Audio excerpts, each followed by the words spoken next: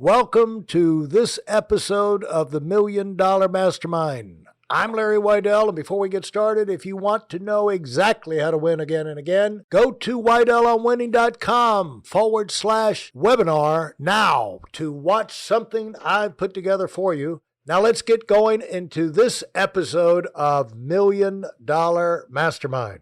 I am here with Scott Ellyson. He's co-founder, CEO of East West Manufacturing.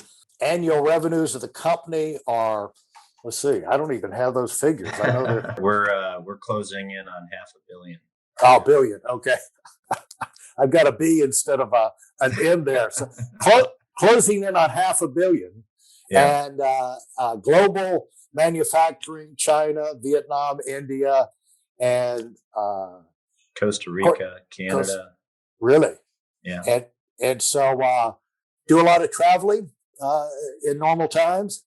Yeah, my 100th trip to China was back in 2011, and I stopped counting. But we've got. I like to visit our sites as much as I can, and we've got 8 fully owned factories across the globe and a whole bunch of offices. And I took a little break from COVID. Haven't been outside the country.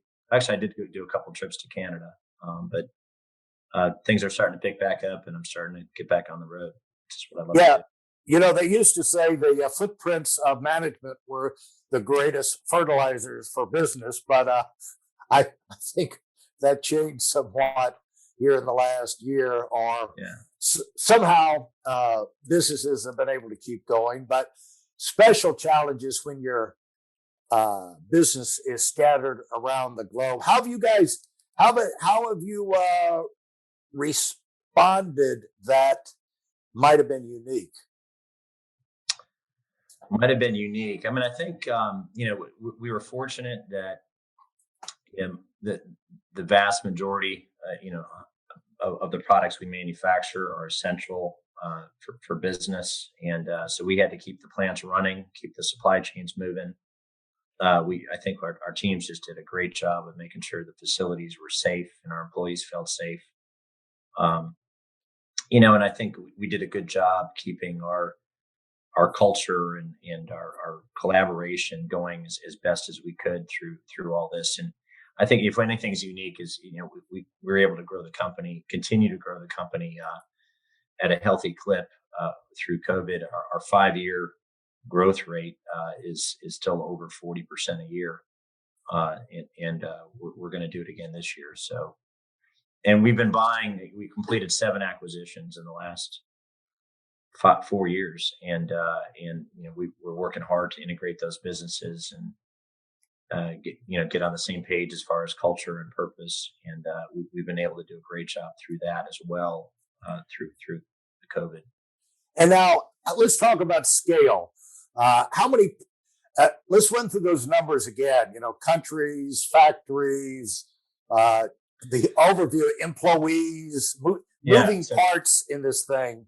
I don't want to get you depressed about what you got to keep up with, but it would help to get an overview of it. Yeah, we're right around 3,000 employees globally. We've got, professional staff has to be, I don't have a recent number, but it's, probably 500 or so. And then salaried staff. And then engineers, 125 engineers in the company. We've got 8 facilities, fully owned facilities, and we have operations in 14 different locations. I don't know how many countries that is anymore. Probably 7 or 8 countries. The moving parts, people would look at product lines. How many product lines do you think of? Do you break your things up like that, or? I don't. I mean, I know we've got north of 400 customers, and we focus on products that we think make the world a better place and improve our lives. And we've got several hundred products that would fit that definition. And for us, that's things that make the world smarter, safer, healthier, and cleaner or greener. So we're big on energy saving products and technology products. Medical is a big category for us. We were doing a lot around COVID last year with ventilators and respirators, oxygen dispensers. But our core products are we do a lot in air conditioning, a lot in robotics, and then we've gotten into health and fitness. So we're making some pretty high end exercise equipment for virtual training in your basement, things like that. And would we know any of those brands? You would. Okay. And I'm You definitely would. okay. And so the thing is you go through it like, let's just look at the last year. How do you talked about not only surviving, but growing during that time. And people will look at a position that you're in and say, Lord, how would you do it? But I'm guessing you basically do it one day at a time, one issue at a time, and try and work through things so they don't come up again, and use it to improve. How do you describe that process? I mean, a lot of it comes down to the kind of the culture of the business. One of the things, there's several fundamentals, I guess, that we've tried to incorporate into the business from the day I started the business 20 years ago, which is 5 people. It's thinking about, we wanted to create an environment where it's safe to make to take chances and to make mistakes, but also a company where when mistakes are made, those are seen as opportunities for us to get better and stronger and really differentiate ourselves from the competition. And so there aren't a lot of companies that I've been in and where that's the case. But maybe if I'm an entrepreneur, I want everybody else here thinking also like they're an entrepreneur, owner in the business, and thinking about how we can become a better company all the time. And how does that play out in real life? How you empower your people and that type of thing? So the big things you're looking for is alignment, across the organization. Make sure that expectations, there's a whole process. You got to create, well, where are we all headed? What are we trying to accomplish? And then let's we get that really clearly defined. What does our 10-year vision look like? What does our 3-year vision look like? What are we going to look like in 3 years? And then, and that's across all kinds of functional areas. Is it, what's our revenue going to be? What's our margin going to be? What's our customer profile going to be? What's our infrastructure going to be to support that? What kind of company are we going to be to come to work for? And then let's break that down even further into, well, what are we going to get done this year to make that happen, and who's going to be accountable for each of those things, and what tools do they need to make that happen, and then once that's done, and we do this every year, in terms of creating the strategy for the year, and defining all we call them rocks. A lot of this came out of the book Traction. It's called an EOS system, Entrepreneurial Operating System. And so that gets defined, and then each of those activities gets assigned to a person, and they're held accountable to it. It goes into their what we call their quarterly performance report, and they get to report on the status of those key initiatives every quarter to the whole company, and then they meet with their managers, on a regular basis. But that everybody gets reviewed quarterly, where those initiatives get discussed and prioritized. Hey, listen, there's a lot of information online, but there aren't a lot of people who've actually done something. In my case, I've actually built a successful business that's accrued over $5 billion in assets under management and has done well even during trying times. Now, if you want to know exactly how I've done this, go to whiteelementwinning.com/webinar now. I've compressed a decade of learning into 5 short weeks just for those of you who want to give yourself an incredible advantage and are tired of waiting and watching others move up. How did you come to get a clear idea of the culture you wanted to create 20 years ago? That had to somehow happen before you started this thing. You had to be going through some experiences that got you thinking about the right way to build a major global corporation, what it turned into, to get the fundamentals right. Yeah, I mean, So part of it is seeing what works and what doesn't work. And I was fortunate enough. My first job out of college, I worked for a company that was very entrepreneurial. They had invented disposable, minimally invasive surgical instruments down in Miami, and really fast growing company. They licensed that technology to Ethicon and Boston Scientific, and they started just receiving huge volumes of orders quite quickly. I was in charge of manufacturing for their biggest product line, which is their biopsy forceps line.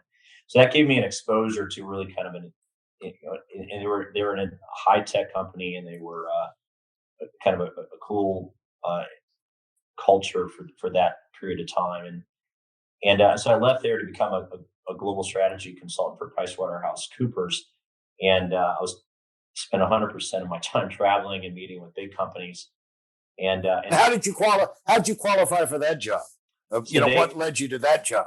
yeah, so they were. This is back when supply chain was a new term back in the early '90s, and they were looking for uh, first of all, folks that could travel a lot, but also engineers with a lot of them with MBAs that could understand both the business and I think I was always I've always been analytical implementer and change manager, and trying to help incentivize and encourage folks to lead teams and to get things done. And so when they hired me on on their supply chain group, my job was to help companies optimize their supply chains, to think about, well, where is the best place to manufacture this product? Where's the best place to have a distribution center? How best to set up our distribution centers, across the country. And often in my role in that was to really be on the ground, helping the leaders of those companies think about how to develop the plans and implement them. And so that was really incredible experience at a young age. But I also got to see a variety of different cultures in businesses. And to be honest, I mean, a lot of times I thought, geez, if these guys can make money and be successful, I've got a chance at doing this myself. I mean, I learned a lot about what not to do, as well as what works. And so that was a great experience because I got to be in and out of a lot of companies over a very short period of time. Well, when you get into companies as an outsider, a lot of times you're not that welcome. But the big guys who are making the decisions, they've got to welcome you because they authorize you to come in. And Yeah. so, Well, they pay as consultants for PwC. They pay you a lot of money to yeah, get things done. It's high pressure. yeah, and but I guess once you get in the door, you're talking to the people who work for these people in the corporate, the decision making level, and I guess you find out, the CEO has a vision of how things work, kind of like a general, in the and a lot of pontification. In our business, we built organizations, and it was people are always wanting to hear from the most successful, fastest growing current leader. And you'd bring them in and they would talk, well, in our organization, we do things this way. And I always got a big laugh out of that because I had one of the biggest organizations and I knew nobody did anything the way I told them how to do it. It'd be like in kindergarten level, yes, they do it the way you're telling them. But once they get on their own, they've got the fundamentals down. If you give them the freedom and you give them the opportunity, they're going to develop their own stuff, and you might think they're doing things the way the presentations, the way you told them and all of that, but they're going to be evolving constantly. Yeah, that's right. I mean, I learned early on that if you treat folks, employees like adults, they're going to act like adults. If you're going to treat them like micromanage them and treat them like adolescents, they're going to act like adolescents. And so, giving folks the freedom to think and create and improve that you want to leverage that brain power across the organization. And so early on, back to when I was working for that medical device company down in Miami, my first responsibility with them was to go out on the floor and look at the assembly lines and figure out ways, because we were growing so fast, to see that ways that we could drive efficiency across the production line. And so the first thing I did is I sat down, and the assembly line would have, I don't know, 20 or 25 stations on it. And so I went to each station, starting at the beginning, and said, "Hey, I want to understand what you're doing. Show me your job, what it is, and teach me how to do it. I want to be able to do it myself." And so I'd spend, an hour or two learning what they're doing, and then typically I would say, "Well, what do you have any ideas on what we could do to make your job easier, to make it faster, more efficient? Any wasted activities you're doing that we could work on." And it was amazing how much, once they knew I wasn't threatening to them, that I was really there to help, how many ideas that they were just started free flowing. And I'd work my way down the line, and inevitably I'd hear somebody say, "Well, every 20 minutes I got to get up, I got to walk to the other side of the room, I got to get this part and bring it back to the line, and that's really inconvenient." And I would say something like, "Well, what if we just got that and moved it right next to you, so you didn't have to get up all the time?" And they'd look at me out of amazement, like, "What do you mean you can do that?" And I'd be Right. like, "Well, yeah, we can do that." And so next thing I knew, that everybody was engaged on the line to figure out, well, how can we improve together and share ideas and get stronger. And it wasn't mine. All I did in that was, I was just an enabler. And it was all the brain power on the line of the folks that were doing it day in and day out that was really where the power was. And so I learned that early on, that if I can create that in an organization where everybody felt like they were free to share ideas and how we could make our organization better. And not only that they understand how they could succeed, how that success also translated down to them, how they could be part of that. I thought would be hugely powerful. And so that's always what I've tried to create in East West. We're a transparent company. We share our performance across the organization. Everybody knows how we're doing, how they're doing, and how they benefit from the success of the company, and also what they need to be doing if they want to grow in the organization, what things they need to be working on, and what that path could look like. If you enjoyed what you've heard and are dead serious about finding out for yourself exactly how this works in the real world, I've taken the most valuable business lessons I've learned over 40 years and put them into something for you to watch. Go to whiteelementary.com/webinar now in order to move up as fast as possible. I'm Larry Weidel, and I run the $1 Million Mastermind. Go, go, go.